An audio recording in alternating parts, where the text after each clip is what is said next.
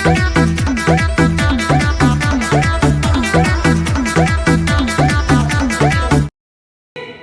जीवन आज मेरा चल रहा है, हमारे आने वाले भविष्य का क्या होगा।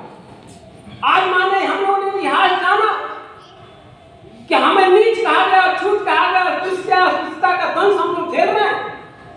अभी आप मध्य प्रदेश की घटना भूल गए, जहां पर खड़ा होकर पेशाब ऊपर किया। भावनगर की घटना आप लोग भूल गए, जहां एक लड़का ने मूछ रखा था और एक घोड़ा खरीद लिया। भावनगर की घटना है 2018 की, और वो लड़का उस घोड़े पर बैठता था, पान खाने जाता था चट्टी चौराहे पर। उस लड़के को गोली मारी गई, उस लड़के के घोड़े को भी गोली मारी गई। पूना में एक लड़के का रिंग में, मोबाइल में रिंग बजा जय भीम का, उसको गोली मारा गया। आज संविधान लागू है, तब भी हमारे साथ क्रिएट युद्ध जाती हो रहा है। क्यों? क्योंकि हमारे लोगों को इतिहास बताने की जिम्मेदारी हम इंटेलेक्चुअल का है। तो इतिहास जो बताने में, इसको खत्म करने के लिए हमको ये बताना पड़ेगा कि आपका अधिकार है, कोई खैरात नहीं है। नहीं तो आरक्षण फिल्म आप लोग देखिएगा, उसमें कहता है विलेन, वो कहता है कि हमारे बच्चे घिस घिस के पढ़ते हैं, और जब खैरात लूटना हो तो आपके बच्चे चले आते हैं। तब वो कहता है, उसका जो हीरो है कहता है कि रेस की दौड़ एक होगी, रेस की दौड़ एक होगी। आज मैं भी कहता हूं कि रेस की दौड़ एक होनी चाहिए। जिस समाज को 2000 सालों से पढ़ने से वंचित कर दिए, 2000 सालों से संपत्ति से वंचित कर दिए, अपने धर्म में, हालांकि बाबा साहब अम्बेडकर कहते हो कि हिंदू धर्म तो मेरा है ही नहीं, उसका हम गुलाम है, तो तुमने गुलाम ही बना दिया। और 72 सालों में तुमको ये दर्द है, तो हम कहते हैं कोई टेंशन की बात नहीं, तुम्हें खाली 100 साल शिक्षा के अधिकार से, संपत्ति के अधिकार से और धर्म में तुम्हें नीच करके रख दिया जाए, ऐसे बाद मुकाबला हमारा किया जाए तो तुमसे मैं आगे नहीं बढ़ जाता। मुकाबला तो बराबरी का होना चाहिए, फिर भी उनको नहीं बच रहा है। अभी 28 जनवरी 2022 का निर्णय आया था। 28 जनवरी 2022 का जनरल बनाम भारत सरकार, सुप्रीम कोर्ट ने कह दिया कि आरक्षण, reservation and promotion cadre wise देना होगा। कैडर वाइज स्टेट गवर्नमेंट और सेंट्रल गवर्नमेंट को सुप्रीम कोर्ट ने आदेश दिया कि कैडर वाइज इसकी लिस्ट बनाई जाए और रिजर्वेशन एंड प्रमोशन दिया जाए। नियत पे कोर्ट नहीं बन पाया, लेकिन कर्नाटक सरकार ने, आप लोग पढ़ लीजिएगा, कर्नाटक सरकार ने रिजर्वेशन एंड प्रमोशन भी दिया, सीनियरिटी भी दिया। तो मेरे साथियों, सरकार की जिम्मेदारी है। इसलिए एक बात मैं कहना चाहूंगा कि जो आरक्षण का मसला है, ये भीख नहीं है। इसको समझने के लिए आप सबसे विनती करता हूं, गोल में सम्मेलन आपको जानना ही पड़ेगा। 1930, 1931, 1932। एक सवाल और आपसे कर रहा हूं कि बहुजन नायक कांशीराम साहब क्यों महान है? कांशीराम तो एमएससी थे ना, वैज्ञानिक थे ना, बस खाली अपने दिमाग में जोर डालिएगा कि वो क्यों महान है।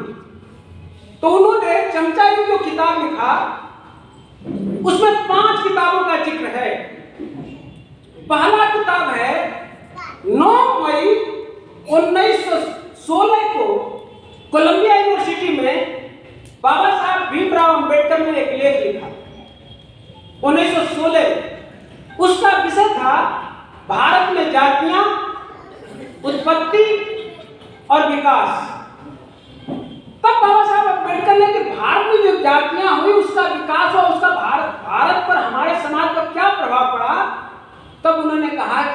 हमारे लोगों को तिरस्कार ही नहीं किया गया, हमारे लोगों को अवसर ही बंद कर दिया गया। ये पहला लेख था 1916 में। फिर बाबा साहब मानवर साहब पर प्रभाव कैसे पड़ा, कैसे कैसे वो आगे बढ़ गए। फिर दूसरी किताब उनको 1936 रिलेशन ऑफ कास्ट, जाति का उन्मूलन, वो जात का तोड़क मंडल 1936 में रखा था लाहौर में। बाबा साहब अम्बेडकर को भाषण देना था, अध्यक्षीय भाषण, वो उसमें नहीं गए। और उसमें बड़ी स्पष्ट बातें लिखी है 1936 के रिलेशन ऑफ कास्ट में कि अंतर जाति विवाह से जाति व्यवस्था खत्म नहीं होगी और अंतर जाति भोज से भी जाति व्यवस्था खत्म नहीं होगी। तो खत्म कैसे होगी? हम लोग बड़ा तड़पते हैं ना कि आखिर ये जाति व्यवस्था खत्म कैसे होगी। तब बाबा साहब अम्बेडकर ने कहा कि जिस हिंदू धर्म की व्यवस्था से यह जाति व्यवस्था उत्पन्न हुई है, उस धर्म को छोड़ करके बौद्ध धर्म में दीक्षित हो जाओ, यह जाति व्यवस्था खत्म हो जाएगी। स्पष्ट विचारधारा बाबा साहब। तो 1936 का प्रभाव पड़ा मानवर साहब पर। और इसके बाद 1943 में बाबा साहब अम्बेडकर कनाडा में एक लेख लिखा। कनाडा में एक सेमिनार था और उसमें सेमिनार में बाबा साहब अम्बेडकर को स्पीच करना था। तो वो लेख लिखा था श्री गांधी और अछूत उद्धार आंदोलन में उनका क्या रोल था। ये लेख बाबा साहब अम्बेडकर ने कनाडा में 1943 की बात है, 1943, इसका प्रभाव पड़ा। उस किताब में क्या लिखा था? बाबा साहब अम्बेडकर ने कहा कि हमारे लोगों को अधिकार मिलना चाहिए, पृथक निर्वाचन अधिकार मिलना चाहिए, ये सब डिमांड किया। और बाबा साहब अम्बेडकर के एक किताब और आई है, आप लोग जानते होंगे, 1945, What Congress and Gandhi have done to untouchable। Congress और गांधी ने अछूतों के लिए क्या किया। जब इस किताब को आप पढ़ेंगे तो बाबा साहब अम्बेडकर का जो 1917 से जो आंदोलन है 1945 तक कैसे चला, ये इस किताब में आपको मिलेगा, जिसका असर मानवर साहब पर पड़ा। और लास्ट जो किताब थी, जो 15 मार्च 1947 में किताब बाबा साहब अम्बेडकर ने एक तरह से वो एक ज्ञापन था भारत सरकार को कि भारतीय संविधान में हमको क्या मिलना चाहिए। तो बैंकों का राष्ट्रीयकरण होना चाहिए। अभी परम आदरणीय चीफ गेस्ट साहब कह रहे थे ना कि उद्योग धंधों में हम लोग कहां खड़े हैं। उसी समय बाबा साहब अम्बेडकर ने ज्ञापन दिया 1947 को 15 मार्च को कि उद्योगों का भी राष्ट्रीयकरण होना चाहिए, जो बड़े बड़े उद्योग हैं। ये चीजों पर मानवर साहब पर असर पड़ा। तो मानवर साहब ने क्या बात बोला ये समझिए। इन सब किताबों का जब असर पड़ा तब मानवर साहब ने एक बात कहा कि मैंने अम्बेडकर साहब की किताबों को समझा ही नहीं,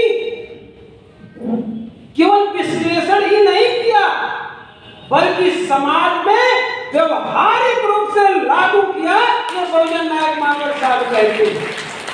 आपके पास कितना अच्छा ज्ञान है, कितना बढ़िया विश्लेषण कर लेते हैं, ये पर्याप्त नहीं, यहां तक पर्याप्त नहीं है। आप अच्छे स्कॉलर हैं, आप अच्छे IRS ऑफिसर हैं, अच्छे IPS हैं, अच्छे IAS हैं, अच्छे डॉक्टर हैं, ये अच्छा है लेकिन पर्याप्त नहीं। तब मानवर साहब ने कहा कि हमने विषय को समझा, उसका विश्लेषण किया, अब विश्लेषण करने के बाद समाज में उसे लागू किया, व्यवहारिक रूप से लागू किया। आज हम लोग की जिम्मेदारी है, जैसा कि परम आदरणीय चीफ गेस्ट साहब अपेक्षा कर रहे थे, अपने संबोधन में उन्होंने कहा कि मैं मुसाफिर से ये उम्मीद करता हूं कि 6-6 महीने पर जितने जिले के लोग आए हैं अपने जिले में जो कार्य करें उसका फीडबैक लें और आप उसका फीडबैक लीजिए कि क्या समाज में हो रहा है। अब मैं कह रहा हूं करना क्या है।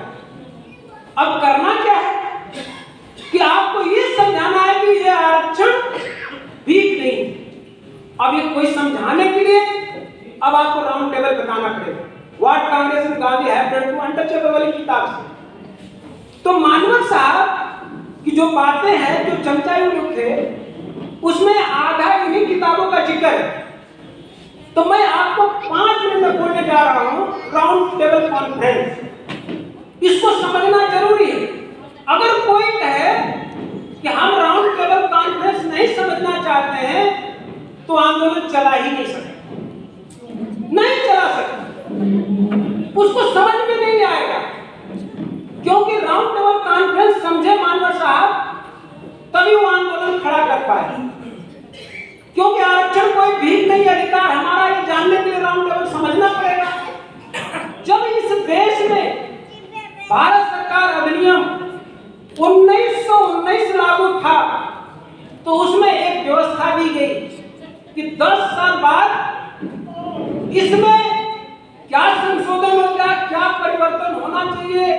भारत में अछूतों, अस्पृश्यों, दलितों की, यहाँ तक कि हम लोगों को 5-6 शब्दावली प्रयोग किया गया है। अछूत, अस्पृश्य, दलित, हरिजन, आपके नॉन कन्फर्मिस्ट, हिंदू, अवर्ण, ये सब शब्दावली प्रयोग की गई। इनकी सामाजिक स्थिति का अध्ययन करने के लिए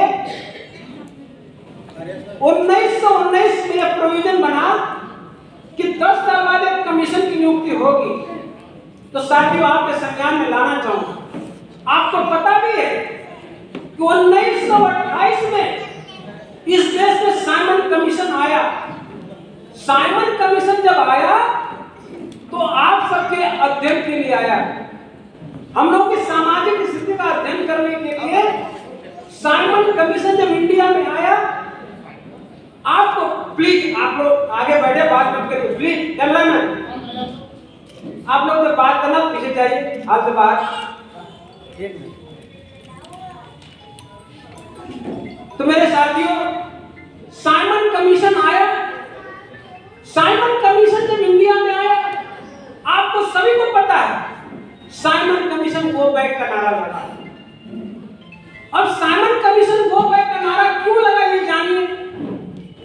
बर्किन हेड नाम का राज्य जो सचिव था उस समय, उसने कहा कि साइमन कमीशन जो बना है इसमें इंडियन नॉट अलाउड, कोई इंडियन नहीं रहेगा। अगर इंडियन रहेगा तो रिपोर्ट में घपला हो जाएगा। गांधी जी ने अपना अपमान समझा, लगा कि यदि हम नहीं रहेंगे तो घपला कौन करेगा। तो ये अपने चक्कर में पड़ गए कि सबको अधिकार मिल जाएगा जो अछूत, अस्पृश्य, दलित कहे जाते हैं, तो हम लोगों को अधिकार न मिले। इसका विरोध करने के लिए उन्होंने कहा कि न रही बांस में बाजेगी बांसुरी, साइमन कमीशन गो बैक का नारा लगाए। Simon commission go back, Simon commission go back का नारा लगने लगा। लेकिन उसमें एक शख्स थे, आपके परम पूज्य बोधिसत्व बाबा साहब अम्बेडकर, इन्होंने साइमन का स्वागत किया। साइमन, आपका स्वागत है, अभिनंदन है, वेलकम है। अब ये समझना होगा दो बातें, यहीं पर गांधी और अम्बेडकर में विरोध है। यहीं पर गांधी और अम्बेडकर विचारधारा का अंतर हो गया। साइमन का वेलकम बाबा साहब अम्बेडकर करते हैं और गांधी साइमन का विरोध करते हैं। यहीं पर बेसिक डिफरेंस है। और जब बेसिक डिफरेंस हो गया तो विरोध की ये जो ज्वाला, जो साइमन कमीशन गो बैक जो चल रहा था, उसको शांत करने के लिए ब्रिटिश सरकार के प्रधानमंत्री ने कहा कि साइमन की रिपोर्ट कंप्लीट होने पर एक राउंड टेबल कॉन्फ्रेंस लंदन में बुलाई जाएगी। जब इसकी रिपोर्ट बनी और साइमन जब रिपोर्ट तैयार करने लगा, गांधी भी खड़े थे, सबको सिखा दिए कि जब साइमन पूछेगा, रिपोर्ट तैयार करेगा, तो आपको क्या बोलना है। क्योंकि किसी रिपोर्ट को कैसे प्रभावित किया जाता है ये भी समझना हम लोगों को जरूरी है।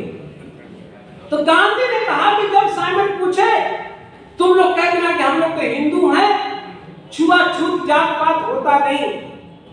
ये उसमें कांग्रेस का कितना पीरियड रहा होगा 1928 में अंदाजा लगा लीजिए। सारे लोग बोलने लगे कि हमारे साथ तो छुआछूत नहीं होता क्योंकि हम तो हिंदू हैं। ये बात बाबा साहब अम्बेडकर के संज्ञान में आया तो बाबा साहब अम्बेडकर साइमन से कहते हैं कि मेरे साथ अध्ययन करिए। साइमन और बाबा साहब साथ में अध्ययन करने जाते हैं। एक माता जी को देख करके साइमन कहता है, माता जी आपके साथ छुआछूत होता है। माता जी पहले से रट्टा मारी थी, छुआछूत नहीं होता, हम तो हिंदू हैं। वहीं पर बाबा साहब भीमराव अम्बेडकर थे। साइमन ने बाबा साहब अम्बेडकर को इशारा किया, बाबा साहब अम्बेडकर ने साइमन की तरफ इशारा किया। और साइमन से कहते हैं तो कौन कहता, सिंबल ऑफ नॉलेज, ज्ञान के प्रतीक बाबा साहब अम्बेडकर कहते हैं कि माता जी हमको प्यास लगी है, इस साइमन को प्यास लगी है, उस कुएं से पानी लाके पिला दीजिए। माता जी तो भूल गई, कहे बाबू मैं तो अछूत हूं, यदि उस कुएं पर गई तो मुझे तो मार ही दिया जाए। तब बाबा साहब अम्बेडकर कहते हैं 500 मिनटों के एक सेंटेंस में गांधी को यदि कोई फेल करने वाला इंडिया में पैदा हुआ तो परम पूज्य बोधिसत्व बाबा साहब भीमराव अम्बेडकर। कौन कहता है कि हम लोग उनसे अगाड़ी? कौन कहता है कि हम डिमेरिट वाले हैं? मेरिट का मुकाबला इतिहास जानेंगे, इतिहास के पन्नों से खंगालेंगे और मेरिट की परिभाषा हम नहीं बनाएंगे। अभी तो पुरानी परिभाषा चल रही है। तो मेरे साथियों, अब बाबा साहब अम्बेडकर जब ये साइमन जाके पूरी रिपोर्ट वहां रखा तो पहली राउंड टेबल कॉन्फ्रेंस 12 नवंबर 1930 को हुआ। याद रखिएगा आप लोग, 12 नवंबर 1930 को बाबा साहब अम्बेडकर कहते हैं, बड़ा इंपॉर्टेंट बात समझना है, कहते हैं कि हम लोगों का अस्तित्व हिंदुओं से अलग ही नहीं। याद रखिएगा इस वर्ड को, यहीं पर पूरी सिस्टम बदला है, यही हम लोग के जीवन का बेस बना है। बाबा साहब अम्बेडकर कहते हैं कि हम लोग हिंदुओं से अलग ही नहीं हैं, बल्कि हम लोग इतना महत्व रखते हैं कि जो 1935 का भारतीय संविधान बनने जा रहा है उसमें हम लोगों को अपना विचार देने का जो अवसर मिला है, ये दलित अछूत अस्पृश्य कहे जाने के लिए ये स्वर्णिम डेट है, स्वर्णिम ईयर। तो मेरे साथियों, बाबा साहब अम्बेडकर जब गए तो आपको 20 नवंबर 1930 का घटना मैं बता रहा हूं। बाबा साहब अम्बेडकर ने कहा, ब्रिटिश प्रधानमंत्री आज तक हमारे लोगों को सारे तालाब कुओं से पानी पीने छूने का मौका नहीं मिला, क्या आपके शासनकाल में मिल रहा है? उत्तर नहीं।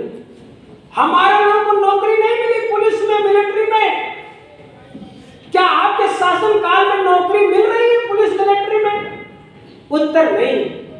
हमारे लोगों को मंदिर प्रवेश नहीं था, क्या आपके शासन काल में मंदिर में प्रवेश मिल रहा है? उत्तर नहीं। ब्रिटिश प्रधानमंत्री, आपने हमारा उपयोग अपनी शासन सत्ता को संभालने के लिए किया। और हिंदू लोग, हम लोग को हिंदू इसलिए कहते हैं कि हमारे अधिकार को छीन सके, जबकि हम लोग हिंदू नहीं। तब बाबा साहब अम्बेडकर ने कहा, ब्रिटिश सरकार, दुख मेरा है, दर्द मेरा है, तकलीफ मेरी है।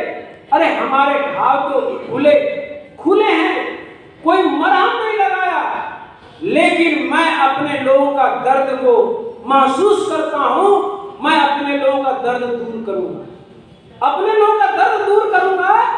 इसलिए हम भारत में ऐसी सरकार चाहते हैं जो जनता की सरकार हो, जो जनता द्वारा चुना जाए, जो जनता के लिए हो। लोकतंत्र की मांग करने वाला कोई शख्स था तो परम पूज्य बोधिसत्व बाबा साहब भीमराव अम्बेडकर। आप 20 नवंबर 1930 के स्पीच को पढ़िए। जब ये बाबा साहब अम्बेडकर ने कहा तो बाबा साहब अम्बेडकर ने एक बात और कहा जो हमको जानना है, आपको जानना है। बाबा साहब अम्बेडकर ने कहा कि मुसलमानों को पृथक निर्वाचन अधिकार मिल रहा है क्योंकि वो हिंदुओं से अलग है, सिखों को मिल रहा है क्योंकि ये हिंदुओं से अलग अलग हैं, ईसाइयों को मिल रहा है क्योंकि वो हिंदुओं से अलग हैं, एंग्लो इंडियन को मिल रहा है पृथक निर्वाचन अधिकार क्योंकि वो हिंदुओं से अलग हैं। ब्रिटिश प्रधानमंत्री उसी तरह से हम लोग को भी पृथक निर्वाचन अधिकार मिलना चाहिए क्योंकि हम लोग भी हिंदुओं से अलग हैं।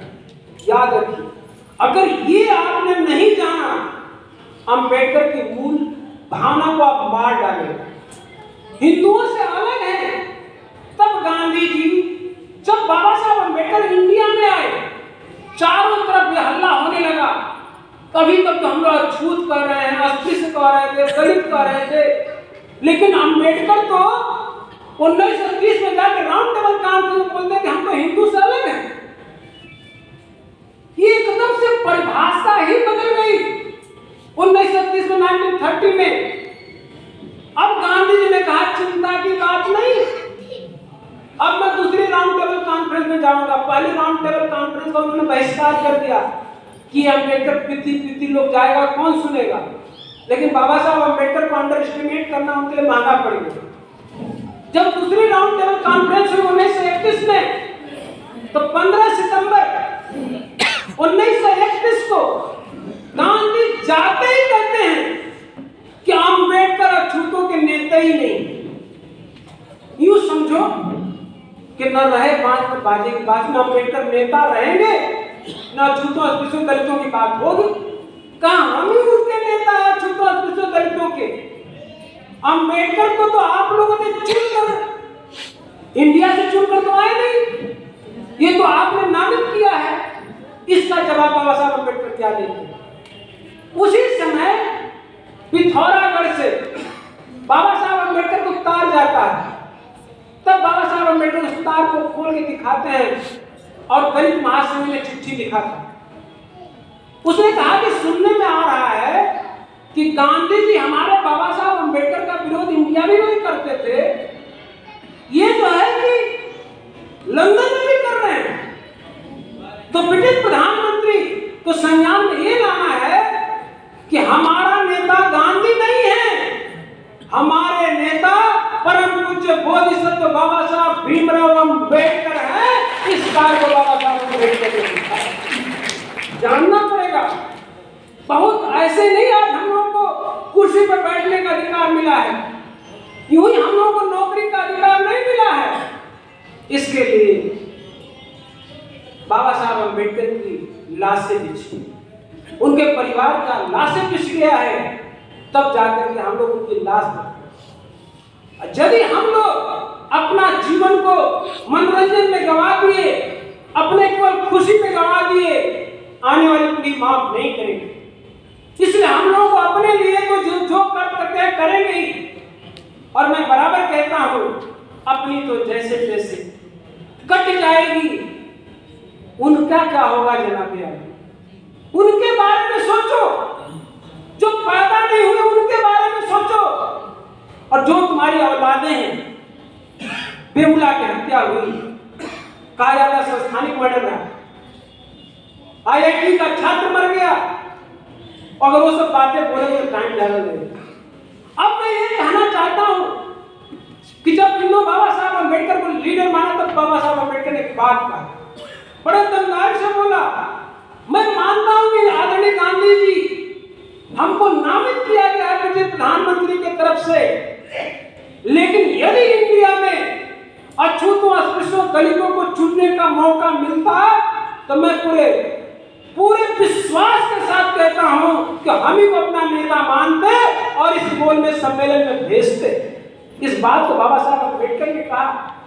और दुनिया में आप झूठ बोल सकते हैं किसी भाषा में, अंग्रेजी में, हिंदी में, गुजराती में, बांग्ला में, लेकिन एक भाषा होती है बॉडी लैंग्वेज, एक शारीरिक भाषा होती है। ब्रिटिश प्रधानमंत्री ने पहचान लिया कि गांधी झूठा है और बाबा साहब भीमराव अम्बेडकर सच्चे नेता भारत के। ये आपको स्थापित करना पड़ेगा, यूं ही नहीं मिला, बहुत संघर्ष हुआ। तब बाबा साहब अम्बेडकर, दूसरी बात, जहां फेल हो गए जब लीडरशिप में, तो गांधी ने दूसरा सवाल उठाया। कभी जो अम्बेडकर 1930 में कहते कि भारत के अछूत अस्पृश्य, दलित, ये सब हिंदुओं से अलग है, सरासर झूठ। वो तो हिंदू समुदाय के सदस्य हैं। अंबेडकर झूठ बोलते हैं। तो इसका कट क्या बाबा साहब अंबेडकर ने बताया, इसको जानिए। बाबा साहब अंबेडकर की हमारे लोग को हिंदू क्यों कहा जाता है? इसी आधार पर ना, इसी आधार पर ना कि दुर्गा, काली, हनुमान की पूजा हिंदू लोग भी करते हैं, हम लोग भी करते हैं। उनके होली, दीपावली, दशहरा त्योहार वो लोग भी मनाता, हमारा लोग भी मनाता, इसी आधार पर हम लोग को हिंदू कहा जाता है। तब इसका बाबा साहब अंबेडकर ने क्या बोला, कहा कि इसका मतलब ये हुआ कि हमारे लोग समान धर्मी, एक नया शब्द ही आ गया कि हमारे लोग समान धर्मी हैं। और बाबा साहब अंबेडकर ने कहा समान धर्मी किसे कहते हैं? समान धर्मी उसे कहते हैं जब कोई विशेष वर्ग अपना धार्मिक पूजा पाठ करता है, उसमें दूसरा वर्ग जो प्रतिभाग करता है, तो प्रतिभाग करने वाले को समाज धर्मी कहा जाता है।